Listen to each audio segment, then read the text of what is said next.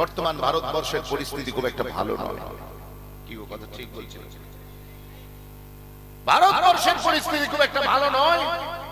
আপনারা দেখেছেন বিগত কয়েক বছর ধরে এদেশের হিন্দু মুসলমানের ভিতরে একটা লড়াই লাগানোর পরিকল্পনা চলছে, ঠিক কিনা? আমাদের মসজিদের সামনে যখন তালা ভাঙা থাকে রাত 12টার সময়, তখন আমরা মনে করি নিশ্চয়ই এটা কোনো ঘোষপাড়ার লোকের কাজ। আবার দেখবেন মন্দিরের সামনে ঠাকুরের হাত ভাঙা থাকলে ওরা ভাবে এ নিশ্চয়ই নন্দপুরের মুসলমান লোকেদের কাজ। কারণ আমরা হিসেব করতে ভালোবাসি, 2 আর 2 4 হয়। আমরা যে ভুলে গিয়েছি 3 এ 1 তো 4 হয়। এও কথা ঠিক বলছি না? তাহলে হিন্দুদের দুশমন এদেশে মুসলমানেরা নয়, আর মুসলমানদের শত্রু এদেশের হিন্দুরা নয়। তাহলে কারা?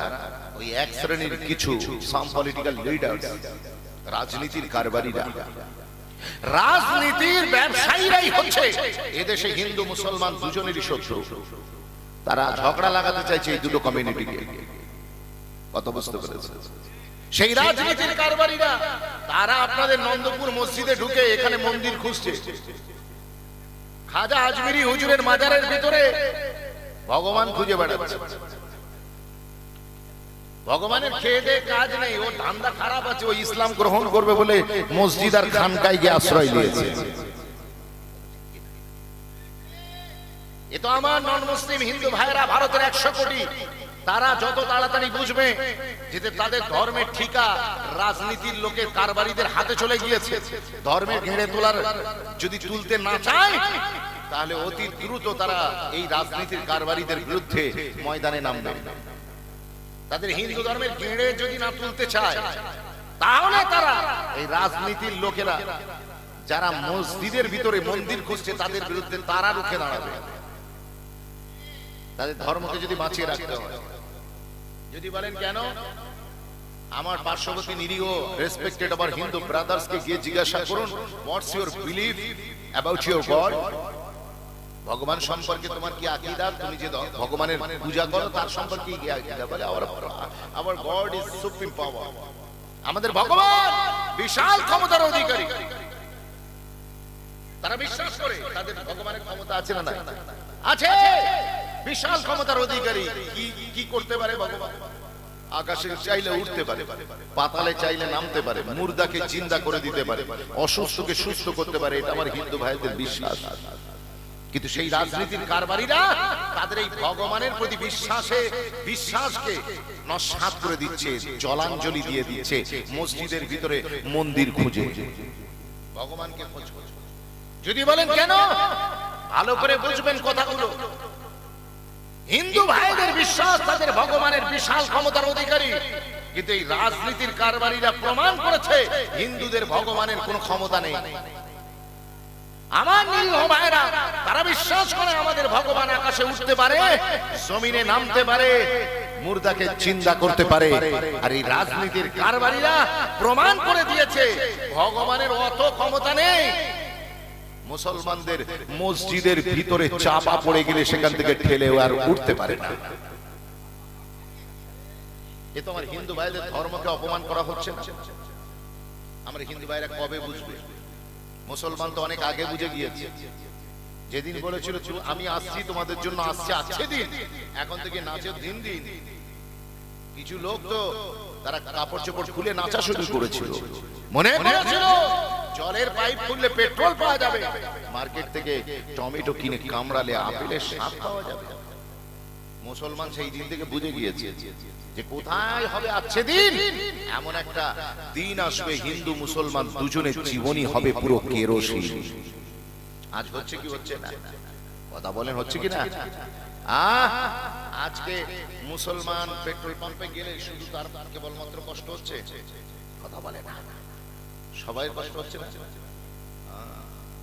মুসলমান ফার্স্ট ডে থেকে at the very beginning Muslim community has realized the whole matter, what's going on, কি হতে চলেছে, কি চলছে, মুসলমান বুঝে গিয়েছে।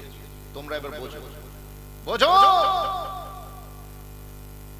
তোমাদের ধর্মের ঘৃণে তুলছে কোন মুসলমান নয়, এই রাজনীতির কটা কারবারি।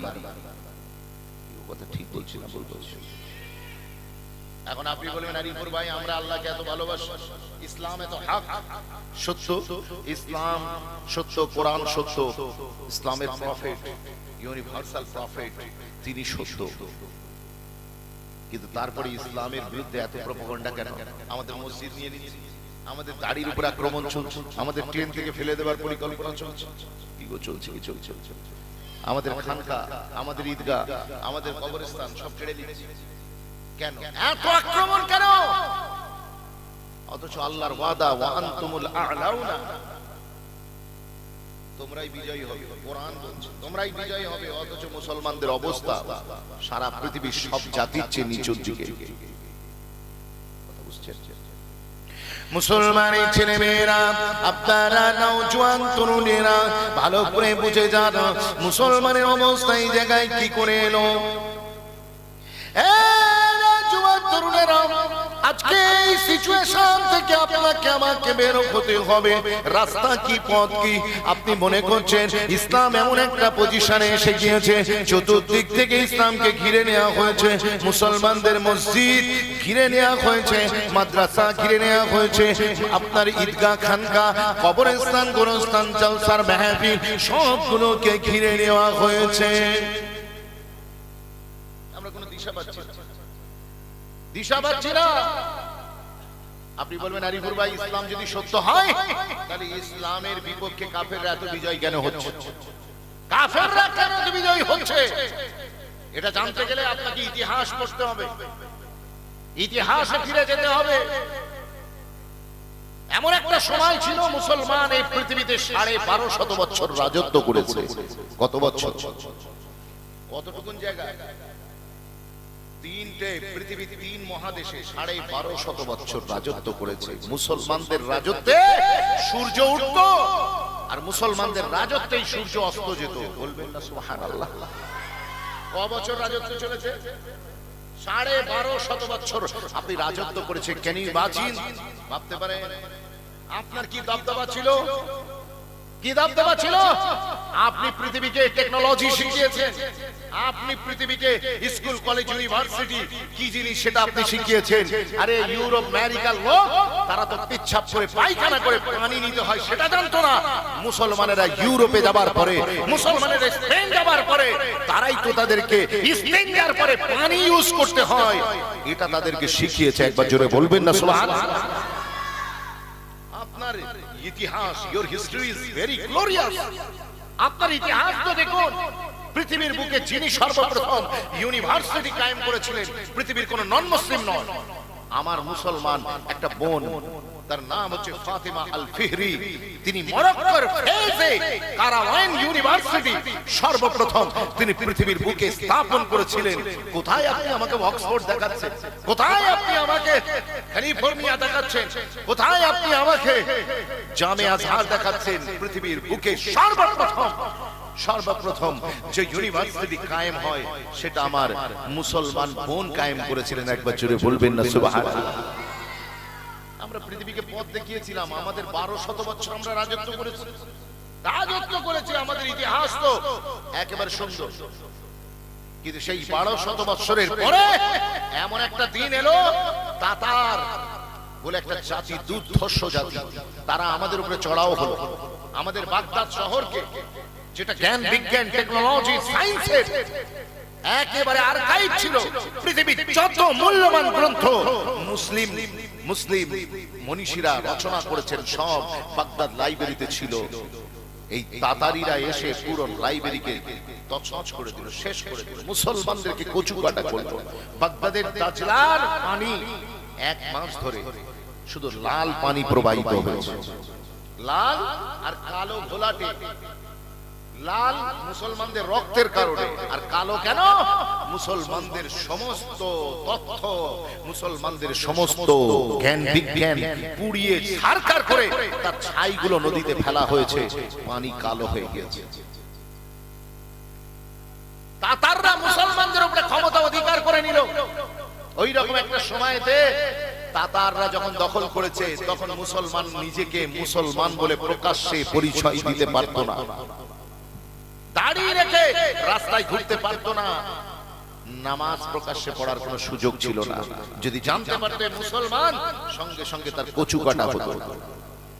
ওই রকম একটা সময়তে হালাকু খাঁ, ওই তাতারিদের নেতা হালাকু খাঁ নেতৃত্বে ধ্বংস যজ্ঞ চলেছিল।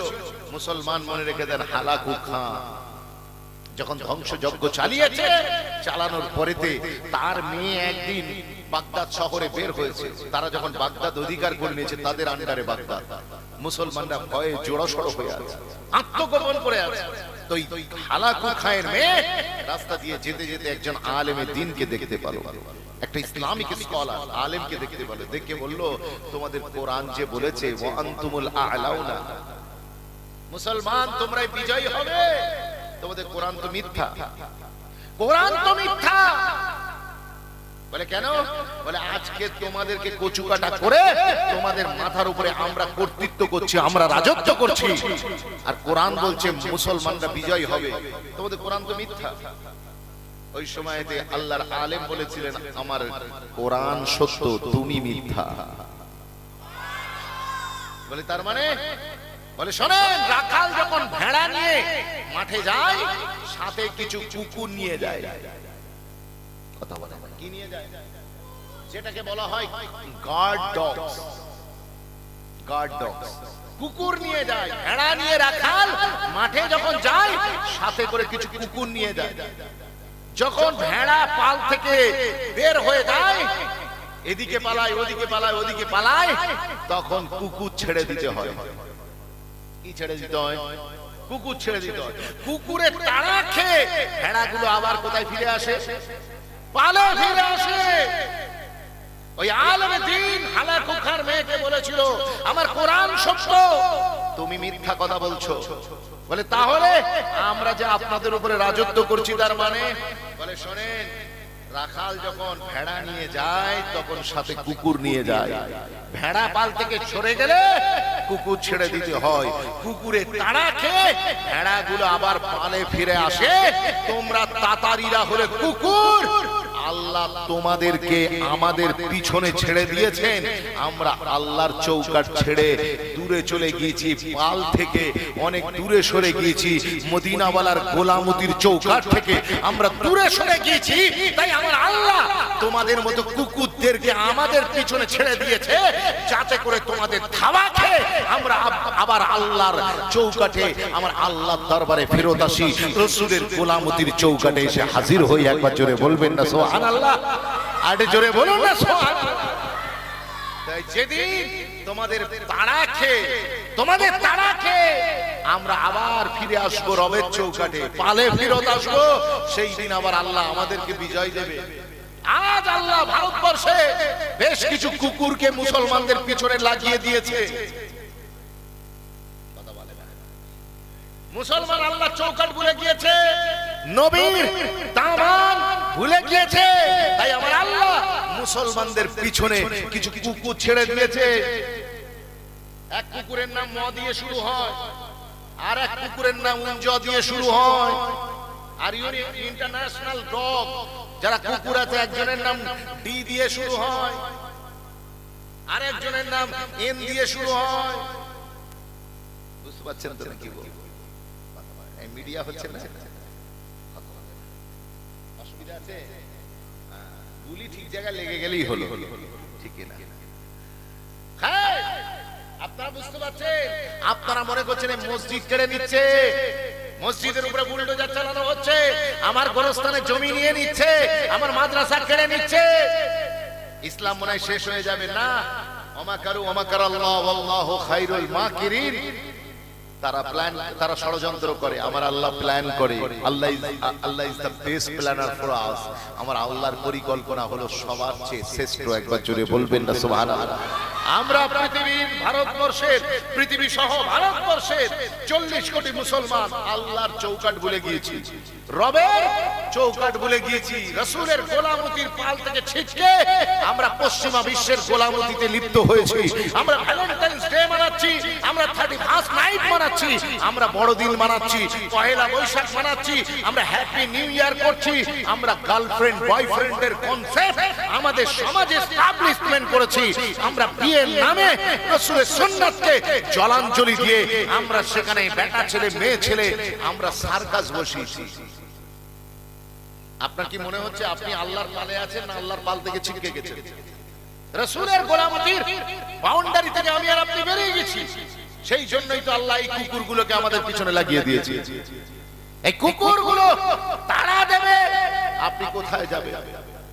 আপনাকে রবের চৌকাঠে ফিরত আসতে হবে। আপনি দেখবেন যে আল্লাহ ছাড়া আমার আর কেউ নাই। আমার আল্লাহ সেই জন্য এই কুকুরগুলোকে আমাদের পিছনে লাগিয়েছেন। আল্লাহর প্ল্যান ভালো না খারাপ? সব সময় কেন হিসেব করেন? সব সময় কেন হিসেব করেন? ইংরেজিতে এই লেখা আছে, এটা এইরকম লেখা আছে, 6 লেখা আছে। আপনি সব সময় এটা 6 কেন দেখছেন? ওটাকে একটু উল্টো করে দেখুন না। 6 কখনো হয় নয়, উল্টে দিলেই হয়, ঠিক কি না? 6 কখন নয়, উল্টে দিলেই হয়। আপনি ওটাকে 6 দেখছেন, আসলে অন্যজন ওটাকে কি দেখছে? 9 দেখছে। তো সুতরাং আপনি এটাকে বিপদ দেখছেন কেন? এটা আল্লাহর তরফ থেকে আমাদের জন্য একটা গোল্ডেন অপরচুনিটি মনে করে। এই যে কাফের মুশরিকরা আমাদের পিছনে লেগে গিয়েছে, আমাদের ঈমানকে আল্লাহ মজবুত করার জন্য এই কাফেরদেরকে পাঠিয়েছে, যাতে আমরা আমাদের ঈমানের উপর ইস্তেকামাত হই। আজকে ট্রেনেতে উঠলে দাড়ি ধরে টানছে। হুজুরের সুন্নাত, সাহাবায়ে কেরামরা হুজুরের সুন্নাত রেখেছেন, কম টোন টিটকিরি শুনতে হয়নি, কমে তাদেরকে আজমায়েশের মুখোমুখি হতে হয়নি। আমি আর আপনি বলবো আর জান্নাতে চলে যাব, হটে জোক, এটা তামাশা নাকি? আমার আল্লাহ পরীক্ষা নেবেন না? আল্লাহ বাছাই করছেন, আল্লাহ বাছাই করছেন। আল্লাহ দেখতে চান কারা অরিজিনাল, কে সিটি গোল্ড আর কে অরিজিনাল গোল্ড। আল্লাহ দেখতে চাইছে যে কে ফাটা লোটা আর কে আলাউদ্দিনের চারাগ। আমার আল্লাহ দেখতে চাইছে। ওয়াজ বুঝতে পারছেন তো নাকি? সেই জন্য এখান থেকে একটা পজিটিভ চিন্তা ভাবনা নেন। আমরা তো পজিটিভ মাইন্ডই হতে পারি না। কেউ যদি কাউকে, আজকে যদি আমি এখানে নসিহতের কথা বলি, নন্দপুরের মানুষ বলবে হুজুর আপনি আচারি ধর্ম করেন, শেখান, চ্যারিটি বিজ্ঞান এট ইওর হোম। আপনি নিজের চরকায় তেল দিন, আমাদেরকে নসিহত করবেন না। মহল্লার লোক, এক মুরব্বী বাবাজি যদি একটা যুবককে বলে, তাকে সংশোধনের জন্য বলে যে তোমার জমিনের, তোমার মাঠের, তোমার কি বলে ওটাকে, মাঠ বলে যেখানে ফসল হয়, কি হয়, মাঠ, তোমার মাঠের আগাছা পরিষ্কার করো। যুবক ছেলে মনে করবে ও মনে হয় মুরব্বী, মনে হয় লেলেবার জন্য বলছে। আজকে সমস্যা কখনো নসিহত ভিক্ষা দেওয়া বড় সমস্যা হয়ে গেছে। কথা বুঝতে পেরেছেন? আমাদেরকে পজিটিভ মাইন্ডের হতে হবে। মনে রাখবেন, যার যেমন চিন্তা ভাবনা তার তেমন কাহিনী। পাখিদের জন্য কেউ রাখে বন্দুক তো কেউ রাখে পানি। আপনি যেমন মাইন্ডসেটের মানুষ, কেউ পাখি মারার জন্য ছিটে বেড়া বন্দুক কিনে রাখছে। রোববার এলে ও পুরো নন্দপুর এলাকা ঘুরে বেড়াচ্ছে, আম গাছ বাঁশ গাছ ঘুরে বেড়াচ্ছে, আর পাখিগুলোকে, নিরীহ পাখিগুলোকে বন্দুকের গুলি দিয়ে মেরে শেষ করে দিচ্ছে। প্রয়োজন ছাড়া, প্রয়োজন লেগেছে, খাবেন, শখ লেগেছে, একটা পাখি মারুন, অসুবিধা নেই। আল্লাহ তো আপনার জন্য বানিয়েছে, কিন্তু আপনি বিনা প্রয়োজনে শখের বসে পাখিটাকে মেরে দিলেন। তাহলে যার যেমন চিন্তা ভাবনা তার তেমন কাহিনী। পাখিদের জন্য কেউ রাখে বন্দুক তো কেউ রাখে পানি। আবার এই প্রচন্ড গরমকালে পাখিগুলো কোথায় পানি পাবে এই চিন্তা করে আপনাদের নন্দপুরের এক যুবক ছেলে, সে ছাদে উঠে একটা ফ্রিজের পানি একটা বর্তন করে নিয়ে ছাদের উপরে রেখে দিয়েছে। চিন্তাধারা দেখেছেন? মাইন্ডসেট। আপনি ভাবনা পরিবর্তন, change your mind, change your attitude. চিন্তা ভাবনা পরিবর্তন করে সমাজ পরিবর্তন হয়ে যাবে। এই যে নন মুসলিমরা, কাফের মুশরিকরা, রাজনীতির কারবারিরা ইসলামের পিছনে লেগেছে, মনে করছেন, আপনি মনে করছেন ইসলাম শেষ হয়ে যাবে নাকি? ওরা পিছনে লেগেছে, পিছনে লেগেছে। এর আগে আবু জেহেল, আবু লাহাব পিছনে লেগেছিল। আজ ইসলামের পিছনে আমেরিকা, ইসলামের পিছনে ইউরোপ, ইসলামের পিছনে সুইজারল্যান্ড, ইসলামের পিছনে ফ্রান্স, ইসলামের পিছনে জো বাইডেন, ইসলামের পিছনে ডোনাল্ড ট্রাম্প, ইসলামের পিছনে ভারতের কিছু কুখ্যাত কুলাঙ্গার মানুষ, তারা ইসলামের পিছনে। আপনারা সবাই মিলে বলুন, ইসলাম আগে না পিছনে? इस्लाम काल भी जिंदा था, आज भी जिंदा है, क़यामत तक जिंदा रहेगा। जोरे बोलবেন না সুবহান আল্লাহ। তার কারণ এই ইসলাম কারুর ধর্ম নয়, ইসলাম কারুর দায়িত্ব নেই। এই ইসলামের দায়িত্ব কে নিয়েছেন? ওয়াল্লাযী আরসালা রাসূলাহু বিল হুদা। He has sent down a prophet with the great reason. তিনি এমন একটা রাসূলকে দুনিয়ায় পাঠিয়েছেন, এমন একটা ধর্ম দিয়ে, লিইয়ুযহিরাহু আলা দ্বীনি কুল্লি ওয়ালাউ কারিহাল মুশরিকুন। আল্লাহ বলছেন, আমি আল্লাহ ওয়াদা করলাম তাম পৃথিবীর সমস্ত ধর্মের চেয়ে শ্রেষ্ঠ ধর্ম আমি আমার ইসলামকেই বানিয়ে দেব। কেউ চাইছে ফু দিয়ে ইসলামের বাতি নেভাতে পারবে? फानूस बनकर जिसकी हिफाजत हवा करे, फानूस बनकर जिसकी हिफाजत हवा करे, वो शमा क्या बुझे जिसे रोशन खुदा करे। যে বাতি আল্লাহ জ্বালায় ওই বাতি নেভানোর ক্ষমতা কারোর আছে নাকি? এই ইসলামের বাতি কে জ্বালিয়েছে? সুতরাং নেভার আন্ডারএস্টিমেট। চিন্তা করবেন না এরা পিছনে লেগেছে তো কি হয়েছে, পিছনে লেগেছে তো কি হয়েছে। এই লস্কর भी तुम्हारा है, सरदार भी तुम्हारा है। টিভি চ্যানেল খুলে দেখুন না, টিভি চ্যানেল খুলে দেখুন। মুসলমান মসজিদ মাদ্রাসা ইসলাম এছাড়া আর কোনো বক্তব্য নেই। কথা বুঝতে পারছেন? মুসলমানের নাম না নিলে ওদের পেটে ভাত হজম হবে না। কথা বুঝতে পেরেছেন? মুসলমানকে বিক্রি করে খাচ্ছে, মুসলমানের নাম ভাঙিয়ে খাচ্ছে, আর মুসলমানদেরকে গালি দিচ্ছে। লজ্জা শব্দটা নিজেই লজ্জা পাচ্ছে। मुसलमान मने रखे दें, ये लश्कर भी तुम्हारा है, सरदार भी तुम्हारा है, तुम झूठ को सच लिख दो, अखबार भी तुम्हारा है।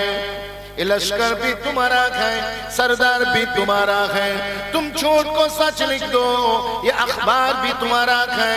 खूने मजलूम ज्यादा दिन नहीं बहने वाला, जुल्म का दौर ज्यादा दिन नहीं रहने वाला। इन अंधेरों का जिगर चीर कर एक नूर आएगा, इन अंधेरों का जिगर चीर कर एक नूर आएगा। तुम हो फिरौन तो मूसा भी जरूर आएगा। ফিরআউন নমরুদ এরা যেন ভুলে না যায়, ওদের শায়েস্তা করার জন্য আমার আল্লাহ একটা করে ইব্রাহিম আর একটা মুসাকে রেডি রেখে দিয়েছে। আমরা সেই ফিরআউনের মতো দুর্ধর্ষ জালিমের সঙ্গে লড়ে নিয়েছি। আজ তোমরা মনে করছো ইসলামকে তোমরা শেষ করে দেবে, never, you will never do it. জীবনে কোনোদিন পারবে না। তার কারণ ইসলাম মুসলমানের ধর্ম না, ইসলাম হচ্ছে আমার আল্লাহর ধর্ম। জোরে বলুন।